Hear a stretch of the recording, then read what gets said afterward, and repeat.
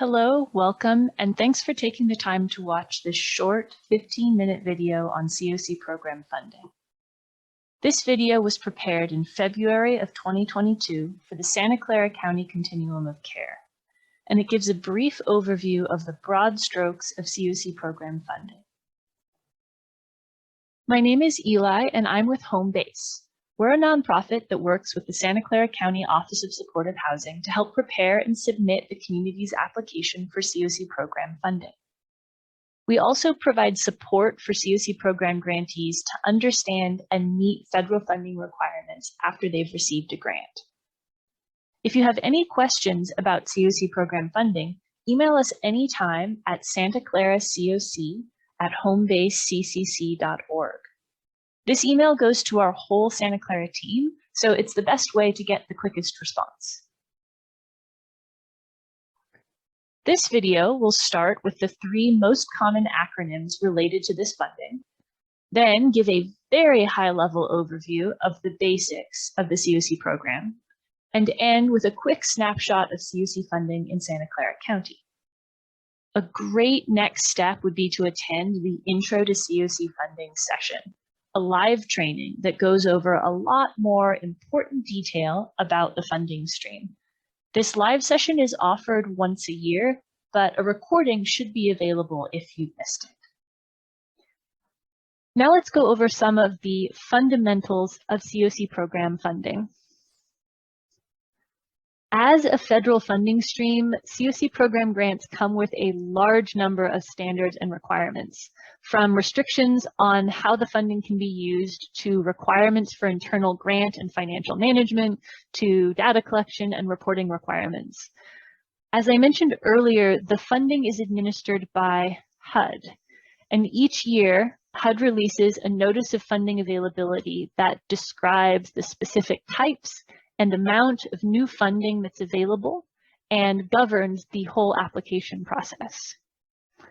CoC funding is typically awarded as a one-year grant. So if an agency applied for a new grant in 2021 competition, they'd be requesting the funding needed to operate that grant for the period of 1 year.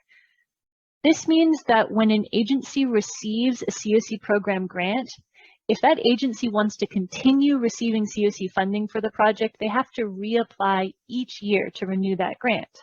So the annual funding competition includes applications for new funding, as well as applications to renew grants that were awarded in previous years. Now, instead of having individual organizations or providers submit applications directly to HUD, HUD requires that each community, that is each local continuum of care, submits just one single application packet. This is called the collaborative application. And each community's collaborative application includes 3 parts. So first, the CoC application is a series of narrative responses and data outcomes that give HUD a picture of our homeless response system as a whole. As individual applicants for CoC funding, you wouldn't need to work on the CoC application. As part of Home Base's role, we help prepare this portion of the application packet and get it ready to submit to HUD. The second component, though, of the collaborative application packet is the project applications. Each individual organization or agency that's interested in this funding must complete a project application form for each grant that they apply for. The project application describes the project and includes that formal request for funding and a project budget.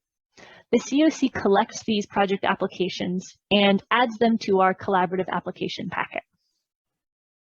I should note that these project application forms are not yet available. HUD releases them each year after the NOFA comes out and during that competition period. The third required piece is the priority listing. HUD asks each community to review all of those project applications prepared by our local providers and to determine which of those applications we as a CoC want to forward on to HUD. They also ask us to rank those applications in order of their priority to our community, and that ranked list is called the priority listing. HUD doesn't really specify exactly how we should develop this list, so it's up to each continuum of care to decide how to evaluate and prioritize our own local applications. This all means that a CoC funding application process is actually a two-part selection process. First, there's a local competition. Our CoC creates our own local competition process with our own set of written policies and a set of scoring rubrics. And any agency interested in CoC funding submits a local application to the CoC, and then those applications are evaluated and scored by a non-conflicted scoring panel that we recruit. The CoC ranks all of the applications received based on those scores to develop our priority listing. The second part is the national competition. The CoC will submit the collaborative application to HUD, which of course includes that set of individual project applications. HUD will determine which projects to fund in large part based on the CoC's priority listing. So projects in the top portion of the list, which HUD calls Tier 1, are very likely to get funded. And projects at the very bottom portion of the list, which HUD calls Tier 2, go through a much more competitive selection process. In fact, projects at the very bottom of the list are much less likely to be funded. The big question, what can you use this funding for? It's important to note that the specific eligible project types and uses of funding for new projects are set each year in the NOFA, so we don't know exactly what new project funding will be available each year.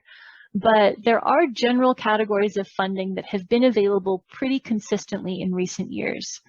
I also want to note that I'm going to go over general categories and types of funding that can be requested. I'm not enumerating the specific budget line items or eligible costs that are outlined in the regulations for this funding. We will get into more detail on eligible costs in the Introduction to CoC Funding session. This funding is primarily for permanent housing, meaning support to move clients into housing where they have a lease and where they could potentially stay permanently. It's not a temporary or transitional housing location, and it's not emergency shelter. An applicant can request funding for housing costs, either rental assistance or master leasing, for supportive services, either staffing costs or the cost of services with another provider, and for a limited set of specific grant administration activities. And there's a cap on these grant administration costs that can't exceed 10% of your program budget. CoC program grants also follow federal rules for indirect or overhead costs. So there is an opportunity to request some portion of your grant in overhead costs according to the standards established in the federal uniform guidance. And then there are a few specific project types that are typically eligible. Permanent supportive housing is a project type that provides housing cost assistance and supportive services for a long-term or indefinitely. And it's typically targeted to clients that have a disabling condition that impacts their ability to live in housing independently. Rapid rehousing is a program model that provides housing cost assistance and supportive services for a limited period. So the rapid rehousing project will serve a client in a housing unit and provide housing assistance and supportive services for up to 24 months. And then the client will ideally stay in the unit where they've been assisted after the program ends. So the program assistance is time limited, but the housing is hopefully permanent. And finally, there's a relatively new project type that combines rapid rehousing and transitional housing in the same grant. So again, there's no new funding for things like emergency shelter, transitional housing on its own, or drop-in or standalone services. Finally, who can you serve with a CoC grant?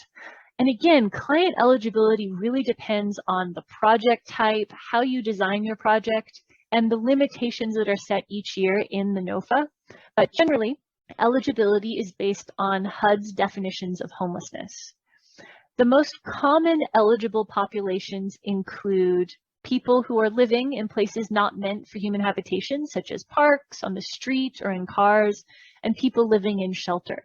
This general category is often called Category 1 or literal homelessness. Another very common target category for this funding is people who are fleeing domestic violence, human trafficking, stalking, or sexual assault. Now, that is a pretty specific definition of what fleeing means. And finally, another very common target population is people who are experiencing chronic homelessness, who meet HUD's definition of chronic homelessness, which generally means someone who has been homeless for longer than 12 months and has a disabling condition. Often permanent supportive housing is targeted to people who are experiencing chronic homelessness. Let's wrap up this video by taking a look at Santa Clara County CoC funding in particular. In 2021, our CoC applied for a total of about $32.7 million in renewable funding. What that means is we submitted collectively as a community a bunch of different individual grant applications, and all of those applications that were submitted equaled about $32.7 million total. We don't yet know how much of that funding will be awarded because we haven't received the grants award list from HUD yet. However, all of the grants that are awarded based on our 2021 application will be able to apply to renew those grants for 2022. The CoC's 2021 application included 20 individual permanent supportive housing projects, 7 separate rapid rehousing projects, 2 joint transitional and rapid rehousing projects, 2 legacy transitional housing, and a grant for HMIS and a grant for the CoC's coordinated assessment system. This year's Notice of Funding Opportunity, or NOFO, has not yet been released, so we have no idea how much funding may be available for new projects. However, we do have some information about new funding that might be interesting or useful. For example, what types of eligible costs can new funding typically pay for? What project types can you apply for with new funding? What is permanent supportive housing or rapid rehousing according to HUD? If you're interested in the answers to those and other questions, we strongly recommend that you come to our Introduction to CoC Funding live session, which will be on February 7th from 1 to 2:30 this year. This is a Zoom meeting and registration is required. A registration link was sent out over email to the CoC and SPN listservs, but if you'd like to receive that registration link again or you haven't seen it yet, feel free to reach out to Santa Clara CoC at homebaseccc.org. We look forward to seeing many of you at the live session.